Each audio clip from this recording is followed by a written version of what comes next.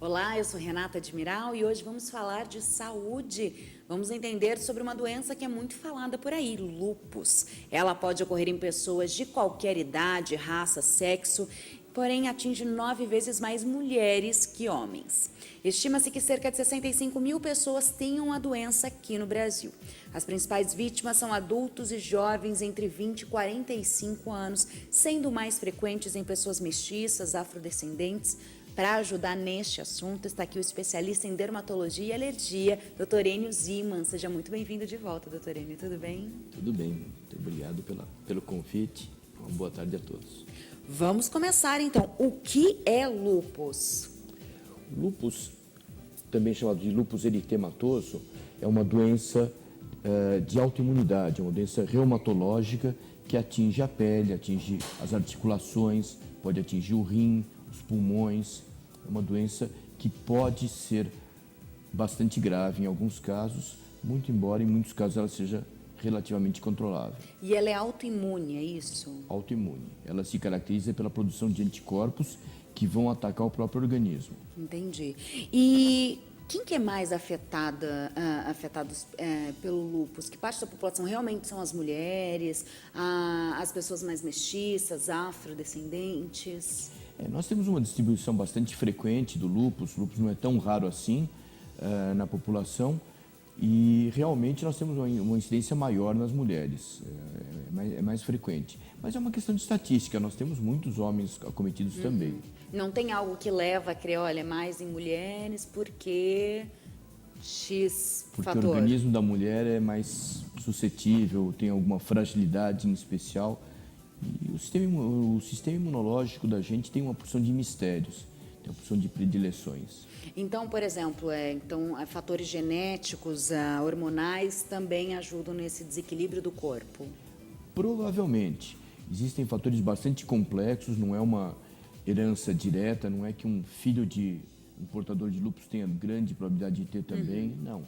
Mas ele tem mais probabilidade do que que não tem ninguém na família. Tem uma causa específica? Olha, pessoas, não sei, que fumam demais, ou que bebem demais, ou que não, que são sedentárias demais, têm mais propensão ao lúpus? Com toda certeza, existem causas que predispõem, mas são coisas bastante variáveis e difíceis da gente estabelecer uma correlação. A gente sabe, por exemplo, que o estresse pode agravar, que o sol pode agravar, mas são fatores que aparecem de uma forma bastante irregular e imprevisível. E quais são os tipos de lúpus? Basicamente, a gente divide o lúpus em lúpus sistêmico, generalizado, e o lúpus localizado. A principal característica é que o sistêmico pode afetar órgãos internos, como rim, pulmões, etc. O lúpus localizado pega preferencialmente a pele. Pega praticamente exclusivamente a pele. Entendi. Que é o caso, então, da onde o senhor age, trabalha. Ou você consegue diagnosticar o lúpus para outros? Muitas vezes o lúpus começa de uma forma idêntica. Ele pode, com o tempo, evoluir para o lúpus generalizado ou para se manter localizado a vida inteira. Como que ele é diagnosticado? É de fácil o diagnóstico? O diagnóstico é bastante preciso, nem sempre é fácil. Existe uma porção de sintomas que podem nos levar a pensar no lúpus, sintomas de pele, sintomas cutâneos, sintomas internos, sintomas de dores articulares. Então, a gente tem um paciente, por exemplo, que tem aparentemente uma artrite reumatoide e a hora que a gente vai investigar mais profundamente, a gente descobre que tem um lúpus eritematoso. E muitas vezes as doenças reumatológicas se confundem bastante, portanto, falar em diagnóstico fácil em reumatologia não é sempre uma realidade, não. E como fazer esse diagnóstico, então, mais preciso? Precisa de que tipo de exame, que tipo de análise? Basicamente, a gente utiliza alguns exames de sangue, eventualmente a gente utiliza a biópsia de pele. Quando a gente tem lesões de pele, muitas vezes a gente chega ao diagnóstico baseado numa biópsia de pele. As pessoas que chegam no seu consultório, quais são as causas mais comuns? Assim, eu tô com uma vermelhidão, eu tô com uma dor de cabeça, eu tô... Para ela ser diagnosticada pelo dermatologista com lúpus? Normalmente a pessoa vem com uma lesão, uma lesão de pele bastante característica no rosto, em uma área exposta ao sol. No couro cabeludo é muito frequente. E a gente vai desconfiar, é uma área atrófica, é uma área que, justamente por haver uma autoagressão na camada basal da pele, a região se apresenta com áreas de atrofia. Como que é mais ou menos, então? É uma mancha? Como que ela se apresenta? Ela Parece tem... uma cicatriz deprimida, brilhosa. Né? Então é uma região que dá a impressão que alguma coisa foi tirado e houve uma cicatrização. Você falou, a doença pode ser muito grave, dependendo do órgão que ela atinge, ou toda ela, assim, é de difícil tratamento? Então, a evolução é bastante variável e a época que se começa o tratamento também vai influenciar muito na gravidade. Mas existem formas de lúpus que evoluem de formas bastante rápidas, intensas, levando à destruição de tecidos como o rim, por exemplo, como o sistema nervoso central, e pode ser bastante grave. É uma doença contagiosa, doutor? De maneira alguma. De maneira alguma, para aqueles que têm medo, tá com uma vermelhidão, tá com aquela manchinha no rosto, aquela forma de cicatriz, não é contagioso. Lúpus não é contagioso. Perfeito.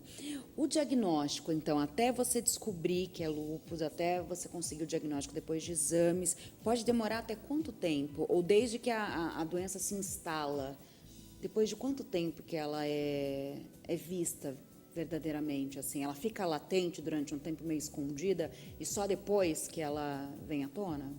Pode ficar. Uma pessoa pode ter lúpus por muitos anos sem diagnóstico, sem sintomas claros. Mas o diagnóstico, quando chega ao consultório, pode ser até imediato, até bastante rápido. E para o lúpus ficar controlado, doutor, só a medicação basta? É feita a ação medicamentosa e algumas outras teorias assim que podem ajudar? Também, a diversidade é tão grande que muitas vezes a gente fica na dúvida se é uma coisa só ou se é uma mistura. Então, o próprio reumatologista considera que muitos casos são intermediários entre uma doença reumatológica e outra. Tem características de um e de outro. Então, nós temos casos bastante leves que evoluem com uma lesãozinha única a vida inteira e outros casos que não, que a gente, por mais que, mesmo a gente tratando, a evolução continua. No caso do lúpus da pele, né, que ocorre na pele, como que é feito o tratamento? O tratamento também pode variar bastante conforme o caso. Nós utilizamos drogas que diminuem a ação do sistema imunológico sobre a pele. São imunomoduladores, imunossupressores, que podem ser utilizados por via oral, injetáveis ou até intralesionais mesmo. A gente injeta no local que está afetado e isso, de uma certa forma, vai brecar bastante a evolução da doença. E quanto tempo demora esse tratamento? Em alguns casos, a vida inteira. A vida inteira. Então, o lúpus, pelo menos no caso que a gente está aqui falando de pele, ou também os demais, podem não ter cura? Normalmente a gente considera que não tem cura. Tá, A já palavra- partem desse princípio. A palavra lúpus, lobo, significa lobo. Tá. Né? Então, a gente tem a impressão que às vezes o lobo está dormindo, está amortecido, mas não está morto não. Ele pode, em qualquer momento, avançar. Entendi. Então, o tempo médio aí pode levar uma vida inteira. Então, o lúpus, ele acaba deixando, por exemplo, sequelas, cicatriz, mesmo durante o tratamento, assim, você ainda tem um pouquinho da doença, ou então você fica com a pele, não sei, manchada. Pode acontecer e justamente a preocupação do especialista é que isso não aconteça. Digamos que a gente tem a oportunidade de evitar isso e a gente procura, com a ajuda do paciente, óbvio, não falhar nisso. A gente procura realmente conseguir um sucesso máximo possível para não permitir. Para a gente, quando acontece isso, a gente considera um fracasso. A gente fica naquela do onde eu falhei, onde eu errei, e às vezes o paciente, porque o paciente não colaborou comigo. E tem como evitar, por exemplo, como eu prever, assim, olha, eu nunca quero ter lúpus, então eu vou fazer tal, vou agir de tal forma na minha vida. Que nem às vezes um câncer que você sabe que é hereditário, genético, já se programa antes para não ter. Lúpus tem como você evitar? Não tem nem cabimento. A incidência na população não é uma doença rara, mas não é tão frequente assim. Entendi. E se a gente for se preocupar com cada doença grave que pode nos acometer eventualmente, os cuidados são os normais. Se alimentar bem, atividade física, usar filtro solar, são os cuidados de saúde. Não beber, não fumar, assim, né, em Ajuda quantidade. bastante, mas não é isso que vai aumentar a probabilidade de alguém ter lúpus. Perfeito.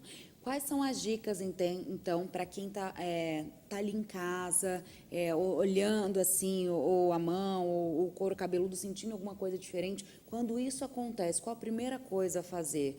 Deixar, agravar? Não, né, doutor? Tem que, A orientação prevenir. é sempre procurar ajuda médica. A orientação da gente sempre é conversar com o médico. Ao menor sinal. Perfeito.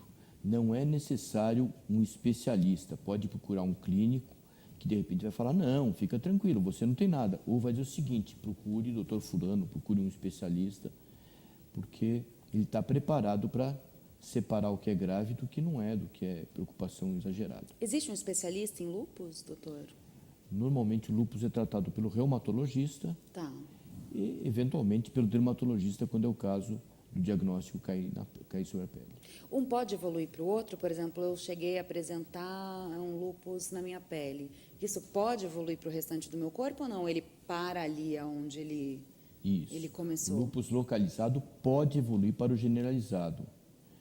Normalmente, quando isso acontece, a gente sempre fica naquela dúvida se já era um lúpus generalizado que a gente não diagnosticou ou se ele evoluiu mesmo. Mas a gente tem casos que realmente mudam. Ou se o paciente tem as duas formas de autoagressão. A pessoa que tem um lúpus localizado pode, com o tempo, desenvolver um lúpus generalizado, sim. Entendi. Olha, o próprio corpo aí sabotando a gente, né, doutor? Sim. Pode falar, doutor. Desculpa. O sistema imunológico da gente é comparável a um cão de guarda. E esse é um cão que aguarda que morde o dono. Né? Entendi. Ele nem sempre é tão comportado assim. Perfeito. Eu vou para um breve intervalo, então, e na volta eu quero continuar aqui falando sobre saúde. A gente volta para falar de melanoma, de doenças de pele, de alergias. Não perca que a Análise Direta já volta.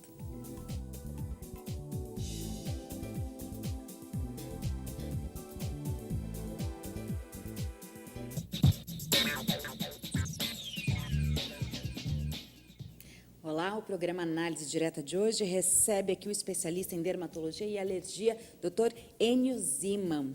Vamos falar agora de melanoma, que muitas pessoas às vezes nem sabem dizer o que aquilo significa, aquela mancha, não conhece muito bem as causas, não entende. O que é o melanoma, doutor? O melanoma é a forma de câncer de pele mais grave que existe.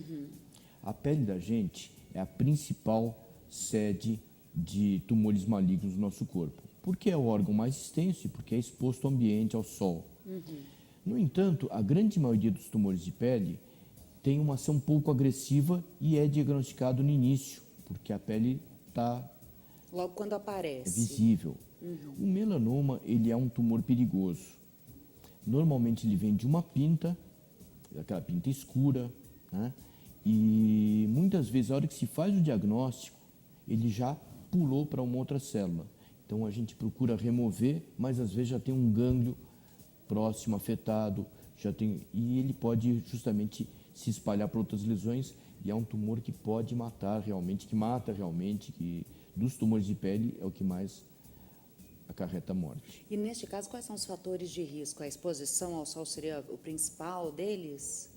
A exposição ao sol é um dos fatores de risco, é bem importante, porém existem melanomas até originados em áreas que não são expostas ao sol, fatores irritativos locais, fatores genéticos, alguns tumores benignos podem se malignizar, os chamados nevos gigantes, nevos pigmentados, tem esse potencial de se malignizar quando a gente menos espera.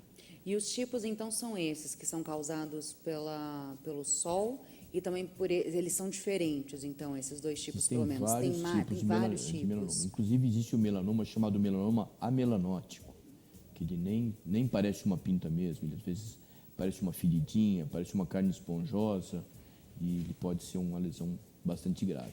Ou seja, nesse caso do melanoma, qualquer pintinha que aparecer que você não tinha, como que a gente faz para começar a se olhar e já perceber? A minha maior preocupação quando eu oriento a maneira de olhar é justamente a interpretação errada. Para os dois lados. A gente dá características, é uma lesão pigmentada, mais irregular, que cresce, que modifica, que muda de característica, e a pessoa tem uma lesão que não tem nada a ver com melanoma e já perde uma noite de sono até conseguir falar com alguém achando que tem. Sim. E o inverso. Ah, não, ele falou que é uma lesão irregular, a minha não é tão irregular assim, eu acho que não é. Inclusive, a gente cai muito naquela ideia, que é uma ideia errada e frequente, da pessoa que diz o seguinte: puxa, ele tinha aquela pinta, não tinha problema nenhum. Quando mexeu, deu problema e espalhou para tudo que é lugar. Ah, tá. É uma ideia errada. O que acontece? Normalmente a pessoa que tem a pinta, ela é avisada, ou por um clínico, ou por um amigo da família, ou porque ele viu na internet, aquela coisa toda, ele é avisado que aquela pinta é problemática. Aí ele vai ao médico, o médico fala, tem que tirar. Ah, mas eu vou esperar mais um pouco que eu acho que não é nada, e some. Aí outra pessoa fala, puxa, tem que tirar, tem que se preocupar com isso. Ah, não, mas eu acho que não é nada. Um belo dia aquela pinta começa a crescer, ele fala, meu Deus, corre, é tarde. Ele vai lá, opera. Depois as pessoas ficam sabendo, puxa, ele tinha essa pinta há tanto tempo, a hora que mexeu deu problema. Não, deu problema porque ele foi mexer tarde demais. E no caso, nesse problema é se espalhar. Daí problema é pode se espalhar, trazer atingir um outros câncer órgãos. mais agressivo depois que ele se espalha, né? Vai para os ossos, vai para o cérebro, vai para os pulmões, para o fígado. Ele pode invadir, pode espalhar para qualquer órgão. E A aí não se vira recomendação, mais. se você já tem uma pinta, é de procurar um médico nesse caso? Porque pelo menos, né, você já vai de... Eu adoro um médico, doutor. Eu gosto de prevenção mesmo. Quando até eu era mais nova, minha mãe falava, você é hipocondríaco. Eu falava, não, eu quero evitar problemas futuros. Eu não sou daquela louca também que fica à noite lendo bula de remédio, nada disso. Mas eu digo, eu sempre assim, apareceu uma coisinha estranha na pele, eu vou lá, doutor, o que é isso? Isso é bom? Existe uma linha bastante fina entre o exagero e o racional. Então, o que acontece é o seguinte, a saúde da gente é um dos nossos bens mais preciosos. E a gente tem que zelar por ele. É melhor, às vezes, a gente incomodar um pouco o médico com uma coisa que não tem um grande problema, mas não deixar passar uma doença grave. No caso do melanoma, quem está autorizado a falar, puxa, isso tem que ser biopsiado ou não, isso tem que ser removido ou não, é o especialista. Não dá para bobear com um tumor tão agressivo. E sempre tem que tirar? Não tem nada que... Ah, não? Não. Normalmente a gente tem aquelas pintas espalhadas, tem casos que são seguidos por muitos anos, né? Quando já existe o diagnóstico de melanoma, sim, tem que tirar. Muitas vezes não é possível a remoção total e o paciente vai ter que fazer imunoterapia, vai ter que fazer alguns outros tratamentos além da remoção. Quando possível, sempre retirar. Nem sempre é possível. Quais seriam esses casos? Existem pessoas com névoos gigantes, são aquelas pintas gigantes que tomam praticamente grande parte do corpo, 70%, 80% da área corporal. Sim. A gente não consegue tirar tudo. Entendi. Mas aí você não tira nada nesse caso, ou tira uma parte, ou o que pode acontecer ali? É muito complicado. Isso, nos grandes serviços especializados, a decisão geralmente é tomada em conjunto com família, porque essas cirurgias são muito mutilantes. Especialmente quando a gente vê pela biópsia que tem uma grande possibilidade, muitas vezes tenta se tirar o máximo possível do tumor, mas isso é bem complicado. Bom, e o tratamento pós isso é como se fosse qualquer outro tipo de câncer? Você vai para a radioterapia, para a quimioterapia ou não? Imunoterapia também. Imunoterapia também, nesse caso. Então, você trabalha com as três juntas. Necessariamente precisa usar as três técnicas? Não. É uma coisa de especialidade. Depende muito do que se vai fazer. Né? O melanoma não responde muito bem à quimioterapia, não responde muito bem à radioterapia. A imunoterapia, em alguns casos, ajuda bastante. Né? No que consiste, doutora, a imunoterapia? A imunoterapia consiste em estimular o organismo. Existem várias maneiras de estimular o sistema imunológico. Inclusive as inespecíficas, por exemplo, com o bacilo da tuberculose modificado, né, o BCG. Existem alguns casos que se retira as células do tumor e se produz uma espécie de uma vacina com isso, coisa que está em desenvolvimento, que está crescendo bastante e, em alguns casos, tem tido resultados bem promissores. E geralmente é reincidente? Tende a voltar ou não? Existem casos de pessoas que têm uma propensão grande à reincidência, que tem muitas pintas que a gente chama de displásicas. Como é que seriam essas pintas? Normalmente são pintas grandes, irregulares, mais profundas. Podem, não obrigatoriamente grandes, tem pintas pequenas bem displásicas também. Mas o diagnóstico de pinta displástica geralmente é a microscopia, é o patologista que faz.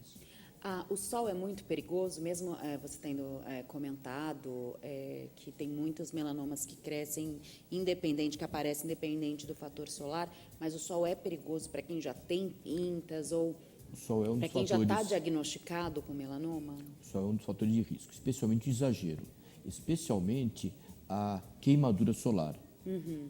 No caso da maioria dos cânceres de pele, do basocelular, do espinocelular, a exposição constante ao sol é que aumenta a probabilidade. No caso do melanoma, são as exposições agudas, as queimaduras de sol, os quadros mais intensos que aumentam mais. Mas a exposição, toda exposição tem lesão celular, portanto aumenta o risco.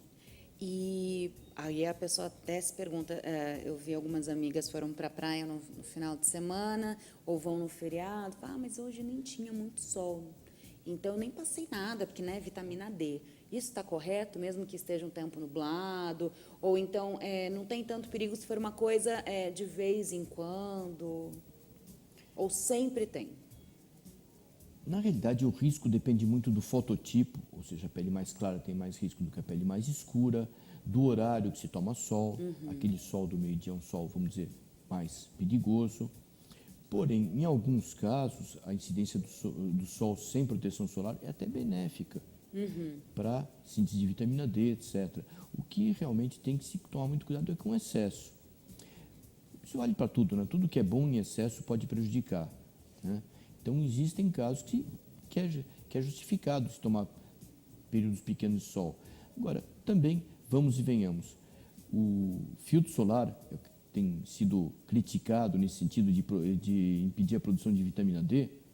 O filtro solar não previne 100% nem o câncer de pele, nem envelhecimento e nem impede totalmente a síntese de vitamina D. Ele filtra.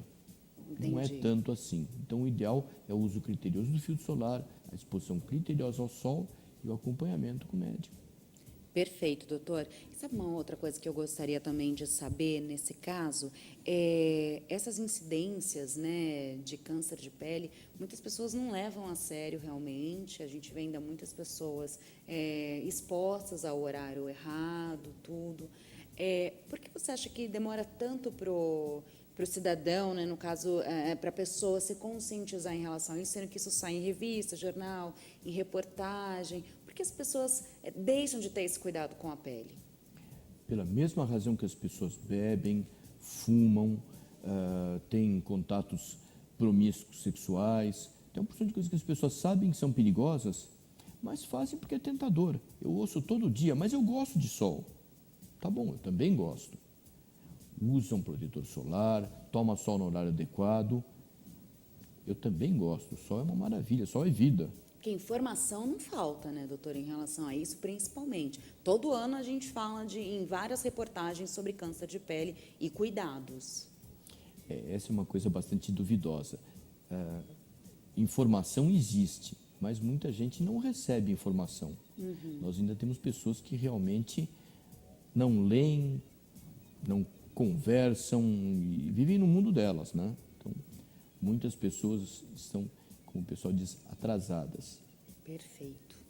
Bom, doutor, eu quero saber agora, quero mudar um pouquinho de assunto e quero falar de herpes, né? Que uma vez eu li, se você me corrija se eu estiver errada, que todo mundo tem o vírus da herpes, em algumas pessoas se manifestam, em outras não. Isso é correto de afirmar? Não. Sempre que a gente fala todo mundo, que a gente generaliza 100%, etc., a gente tem uma boa probabilidade de estar errado, né? O vírus do herpes, os herpes vírus são um grupo grande, tem vários tipos de herpes vírus, né? Mas o mais comum que a gente cita é o herpes vírus tipo 1 e o herpes vírus tipo 2. O herpes vírus tipo 1 tem uma predileção pela parte de cima do corpo, vamos dizer, pela área bucal, pelo rosto, E o herpes 2, ele é mais frequente na área genital, ele é o mais frequentemente sexualmente transmissível. Lógico, pode haver uma infecção cruzada até pelos hábitos que existem, né? Porém, normalmente, quando há uma infecção por herpes vírus 2 numa área bucal, por exemplo, ou por herpes vírus tipo 1 numa área genital, é uma lesão de pouca gravidade que acaba se extinguindo. Ele não tem uma vida longa no local. Agora, como o contágio é bastante fácil, o número de pessoas que já tiveram contato com o vírus é muito grande. E quem já teve o vírus, aí o vírus é recorrente? Não obrigatoriamente. Porque eu também já li, assim, uma vez com herpes, sempre com herpes. Após o contato com o vírus do herpes, pode acontecer o seguinte: a pessoa pode desenvolver uma imunidade e não ter lesão nenhuma, ou pode ter. Quando ela tem aquela lesão que a gente chama de primo-infecção, ela pode realmente curar e não voltar a ter recidivas, como ela pode ter recidivas sempre que a resistência orgânica cai. Isso pode variar muito. Tem gente que tem toda hora, praticamente não chega a curar totalmente do herpes, e tem pessoas que têm lesões bastante afastadas, quando toma muito sol, quando está muito cansado, quando se alimenta mal, o sistema imunológico baixa também. quando faz dieta, que tira uma porção de nutrientes, tem uma porção de coisas que podem baixar a nossa Às vezes defesa. tem febre também, né? Pós-gripe. Estoura a boca. E pode ser muito perigoso nesse caso. Por exemplo, eu já tive uma amiga que ela tinha muito próximo aqui do olho e era um desespero, assim, parecia que ia chegar realmente aqui e para dentro. Nesses casos são muito graves, só com uma pomadinha, com uma medicação passa, tem que ter uma intervenção maior ou não? A gente aconselha que quando a lesão é próxima ao olho ou no olho, que o oftalmologista seja o responsável pelo tratamento, seja acompanhado. Então, a gente utiliza para o tratamento do herpes não só o dermatologista, como o oftalmologista, o infectologista, porque é um vírus e tem que ser combatido. E ele é contagioso, né? Como já foi falado aqui. Sim, Então, por exemplo, se eu contagioso. estou com herpes e vou beijar meu marido, não devo fazer isso enquanto eu estiver com o vírus próximo, enquanto eu estiver com aquele tempo ali de vírus. A gente pode interpretar isso de duas formas, Tá. né? Uma delas, que como ele é contagioso, essa chance de contágio existe. Outra delas, a gente pode entrar naquela história que a gente conversou no começo, que praticamente todo mundo mais cedo tem contato com isso e que se ele não teve, uma hora ele vai ter. E a gente pode não se preocupar muito com isso, incumbindo o sistema imunológico dele de protegê-lo. Tem alguma vacina que inibe isso? Tem. Nós utilizamos vacinas com o próprio vírus do herpes destruído pela autoclave ou quimicamente, e aplicamos doses que vão desenvolvendo uma certa imunidade e a gente consegue com isso diminuir a intensidade das crises ou afastá-las. Para quem que é recomendada essa vacina? Para aquela pessoa que tem muita reincidência? Normalmente para quem tem um herpes recidivante. Tá. E quando que eu posso acreditar que porque é uma coisa assim, eu tenho uma vez por ano quando eu vou para a praia, eu tenho uma vez porque eu tive febre. Agora, quem tem assim várias vezes durante o ano, a vacina já é recomendada? Já é recomendada. Nesse Sem caso, a gente vantagem. procura um posto de saúde ou procura o próprio dermatologista para realizar a aplicação da vacina? Normalmente não se encontra em posto de saúde. Tá. Normalmente quem acaba tendo é um imunologista ou um dermatologista, tem que mexer com isso. E é acessível para a população, digo, financeiramente? Não é um produto especialmente caro, não. Perfeito. Falam também, né, que a imunidade, quando fica baixa, surgem as herpes. Você já falou que sim. Então, para eu poder me precaver, geralmente, né, o que a gente acabou de falar, uma boa alimentação, muita hidratação, não Saúde. tanta exposição ao sol. Saúde, a gente já previne muitas doenças. É isso, doutor? Claro. Perfeito. Eu finalizo esse bloco aqui com este assunto. Na nossa próxima, a gente vai falar sobre 6 causas comuns de alergia na pele. Vamos falar aqui de alguns tipos de alergia. Vamos sugar todo o conhecimento aqui que o doutor Enio tem para nos dar. Para você que já gosta aí do nosso programa, está sempre acompanhando, que tal se você mandar uma mensagem para a gente saber o que você acha, quais são seus comentários, seus convidados preferidos, quem vocês sugerem que venham participar, temas, quem vocês querem que voltem. Então, manda aí um contato para a gente, uma mensagem para o nosso WhatsApp do programa Análise Direta, é o 011 São Paulo 992247760. Se você se encontra em outro país, é só colocar o 055 na frente do número de telefone. A gente já volta.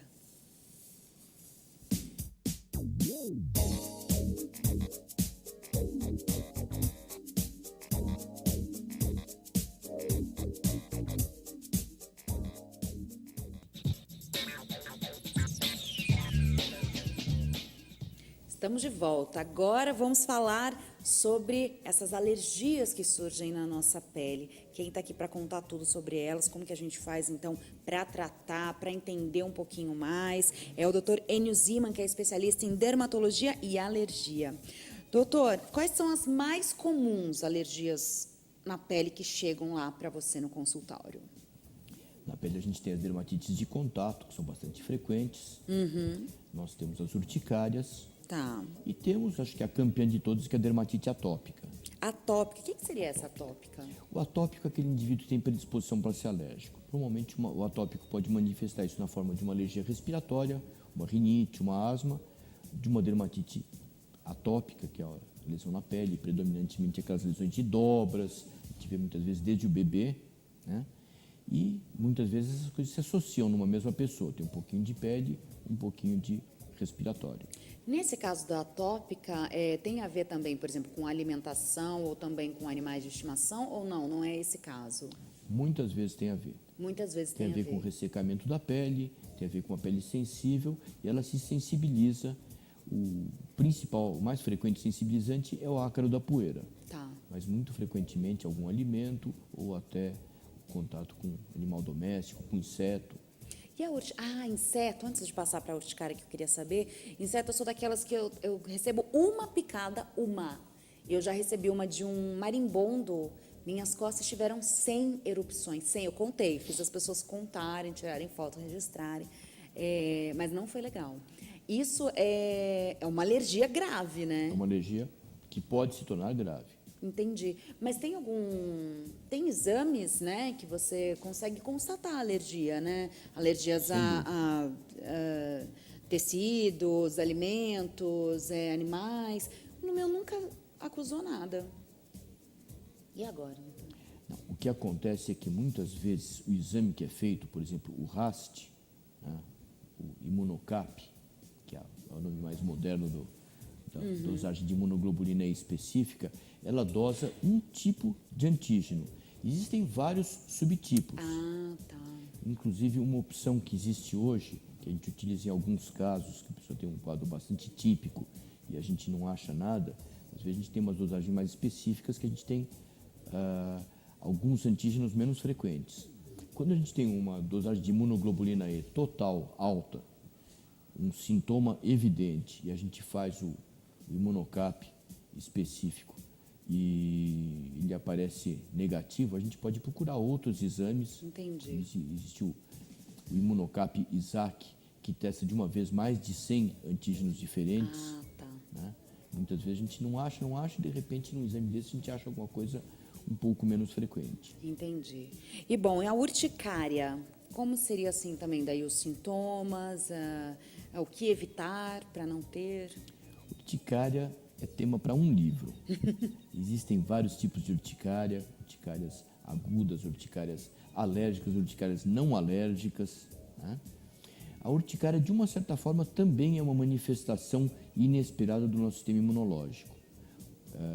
Envolve anticorpos pré-formados, envolve glóbulos brancos, envolve todo o nosso sistema de defesa. E realmente é uma espécie de uma cascata em que uma porção de substâncias são liberadas, entre elas uma das mais importantes é a histamina, mas tem outras substâncias liberadas também, acetilcolina, serotoninas, etc., e que fazem com que aquilo possa evoluir de uma forma, vamos dizer, bastante extensa, inclusive com aquele risco do edema de glote, dos edemas, que o pessoal tem tanto medo, felizmente não é uma coisa tão frequente. Entendi. E dermatite de contato? Essa é a mais contagiosa, então, né? Essa é a contagiosa. Não é contagiosa. O próprio nome já disse, não? A gente chama de dermatite de contato aquela dermatite que é causada pelo contato com uma substância. Por exemplo, um exemplo muito comum que acho que todo mundo convive com isso. Eu tenho alergia de bijuteria. Sim. Lógico, um metal em contato com a pele, a chance é a pele não gostar muito disso. E aquela reação inflamatória é uma forma de dermatite de contato. Ou, por exemplo, falando em coisas que a gente vê todo dia, né? Aquela criança que não consegue usar uma fralda porque fica tudo irritado. Pipoca toda. Ou quando coloca aquelas sandálias tipo havaiana e fica aquela marca da tira, Sim. perfeito. Isso é uma dermatite de contato. Entendi. que pode ser alérgica ou pode ser a chamada por irritante primário.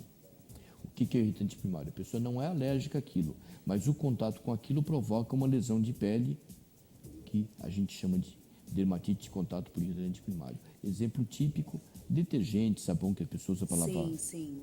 uma roupa, para lavar uma louça e que acaba com a integridade da pele. Às vezes o látex, né? Você vai pôr uma luva, é para lavar uma louça, aquilo também pode O látex agredir. ele é perigoso, ele pode provocar vários tipos de reações alérgicas, inclusive algumas bastante graves.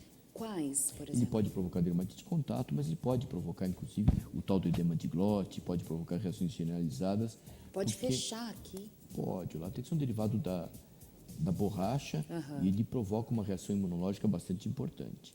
Às vezes também é tecidos, né? Às vezes você tem aquela... Já não ouviu falar assim, esse tecido me pinica, tá me pinicando, tá me coçando.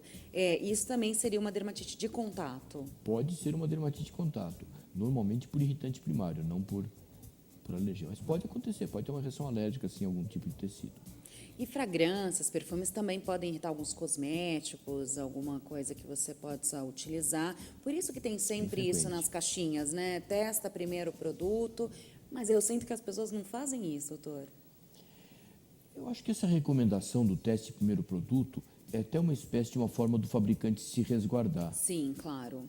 Normalmente as pessoas acabam não fazendo e quando acontece acabam tomando um antialérgico, procurando um tratamento e esse eu não posso usar. A maioria das alergias a gente consegue, então, tratar com um antialérgico. Às vezes tem necessidade de ir até o médico, não. Você consegue ali resolver na farmácia, doutor? Do mesmo jeito que eu te disse que quando a gente fala todo mundo, 100%, a gente geralmente erra, a maioria já fica bem mais tranquila. A maioria sim, a gente consegue tratar. Perfeito. Bom, cheiro também desencadeia alergia? Muita gente tem uma reação tipo rinite ou tipo alérgica desencadeada por um cheiro. Normalmente é uma substância que está chegando, né? Então, é a substância que está desencadeando, não é o próprio odor em si, mas é identificado como alergia ao cheiro. Algum tipo de alergia é contagiosa? Não, alergia não é contagiosa. E até no próprio corpo. Por exemplo, eu vou voltar a falar do mosquito. Eu quero um dia que eu falar para minha produtora que eu quero um dia alguém especialista aqui em mosquitos que picam. Porque eu tenho muitas perguntas sobre este caso. Por exemplo, quando você está com uma picadinha, daí você coça, porque aquilo coça, né? Diz que é a saliva do mosquito, tudo, por isso que eu quero um especialista. Aí você coça, aí a pessoa fala, não coça, porque essa aguinha, ela espalha e daí ela contamina o restante do corpo. Nesse caso, isso é verdade, doutor? O que acontece é que o mosquito, quando ele pica, ele utiliza uma substância que tem, vamos dizer, na saliva, vamos chamar assim de saliva, né? Para amortecer o local, para não ser percebido. Entendi. Para não doer tanto. E isso provoca uma reação imunológica bastante intensa e justamente quando a gente coça, a gente está espalhando isso, sim. A gente pode agravar o sintoma, né? E, inclusive, existe a tendência que quando a gente coça, a gente piorar isso e até provocar um ferimento mesmo. Normalmente a criança que é alérgica a inseto, que a gente atende muito no consultório, ela vem com muitas feridinhas. E a gente já pensa em alergia ao inseto pela frequência. É chamado estrófilo. Estrófilo. E outra coisa que agora eu ia perguntar, se você até fala... então, voltando então um pouquinho para herpes. Herpes também tem isso, né? Fala assim, não esfrega ou não coça, porque a herpes coça, né? Não coça, porque também você vai começar a espalhar, né? Tem aquelas herpes que sobem, tem muita herpes aqui, né? É muito nas regiões que são mais úmidas, não é, doutor? Ou não necessariamente? Basicamente, a sede da infecção do vírus do herpes é uma terminação nervosa. É uma terminação que leva a sensibilidade do local, por isso que ele dói, por isso que ele é incômodo, né? E se coçar também espalha? Na realidade, o grande problema de coçar é produzir uma infecção secundária, não é tanto espalhar o vírus do herpes que ele já está, vamos dizer, meio que espalhado. Bom, então essas são as alergias mais comuns. E a dermatite seborreica, doutor? O que a gente pode dizer sobre ela? Dermatite seborreica é um dos processos mais comuns, tanto no consultório do dermatologista como do pediatra, do clínico. É um processo inflamatório de pele relacionado com oleosidade, com glândulas sebáceas, e muitas vezes agravado pela presença de irritantes locais, como fungos, como cosméticos, como outras coisas. E conhecida, tem algumas formas bastante conhecidas, como aquela caspinha que o pessoal... É isso que eu ia perguntar, se essa dermatite seborreica se é só isso mesmo, se essa só caspa ou não, ela pode se apresentar de outras formas. Não, a descamação do couro cabeludo frequentemente é um sinal de Sim. dermatite seborreica. Né? Quando existem dermatite seborreica, pode pegar outras regiões, como a face, como a região... Todas as regiões que têm glândula sebácea. Entendi. No caso, uma dermatite seborreica também pode ser comparada a uma, como é que chama, uma micose ou não? Porque às vezes a gente tem micose no próximo aqui. Eu lembro quando eu era criança, minha mãe falava assim, para ver se tem micose, tem que abrir assim a pele e se soltar. E fizer, você vê bolinhas diferentes, isso é micose. Eu estava sempre tentando fazer assim para ver se eu tinha alguma coisa. Não, muitas vezes para a gente fechar um diagnóstico, a gente precisa até fazer uma raspagem, colher um exame micológico mesmo e analisar. Tá. Muitas vezes é difícil isso, não é tão simples assim. Porém, existe uma associação bastante frequente entre dermatite seborreica e fungos, ele é um agravante frequente, tanto é que grande parte dos shampoos antisseborreicos contém um antifúngico na fórmula. Perfeito, então é recomendado, né? Nesse caso, para quem tem bastante. Mas para quem tem sempre, só um shampoo anti-caspa que a gente fala funciona? Ou não é bom fazer um tratamento com um dermatologista? Existem casos que a gente não consegue resolver com um shampoo simples e precisa de alguma coisa um pouquinho mais específica, um pouquinho mais especial. Perfeito. Doutor, quero fazer só uma pergunta para a gente encerrar. Próximo papo nosso, que você virá, tenho certeza. O que você acha que é bom a gente falar para alertar a população? O que tem acontecido aí atualmente em casos de pele ou de alergia que precisa ser falado? Tem muitos temas interessantes, o sistema imunológico ele é fantástico, é uma coisa a ser estudada, a gente procura sempre aprender a respeito, eu imagino que o ouvinte também goste de entender alguma coisa, então é uma porção de coisas que vem evoluindo, essa parte alimentar é uma coisa bastante interessante, alergia alimentar, intolerância à lactose, alergia à lactose, é uma porção de temas que são bastante interessantes e bastante passíveis de discutir, de aumentar o conhecimento a respeito. Com certeza, achei esse tema bárbaro. Já anota aí, produção, que a gente vai falar de alergia alimentar, hein? Eu quero um programa só desse, então, aqui com o doutor Enio do lado. Doutor, muito obrigada pela sua presença mais uma vez aqui no nosso programa. Te espero, então, para a próxima. E daí, nessa próxima, você já vai preparando a outra pauta. Combinado. Perfeito? Pessoal, hoje a gente fica por aqui, lembrando que você pode acompanhar todos os nossos programas lá no nosso Facebook, dá aquele like, compartilha, a gente coloca fotinho, coloca vídeo, coloca também informações aí diariamente das notícias que estão ocorrendo aí no Brasil e no mundo. Então, acompanhe a gente pelo Facebook, sempre tem programa novo lá e a gente já avisa. Aí de lá você já corre para o nosso YouTube, programa Análise Direta, assiste os programas aqui, a gente fala de cultura, falamos de livros, falamos de imóveis, falamos de saúde, temos muitos papos lá para vocês, política, economia, eleições, e claro, temos o nosso WhatsApp, quero ver todo mundo escrevendo para o nosso WhatsApp, mandando um recadinho para mim, pelo menos, que olha, ainda não chegou um recadinho para mim. Então, anote aí, é o 0 operadora 11 99224 7760, para outros países 055 na frente, tá bom? Hoje a gente fica por aqui, vejo vocês no próximo programa. Até lá!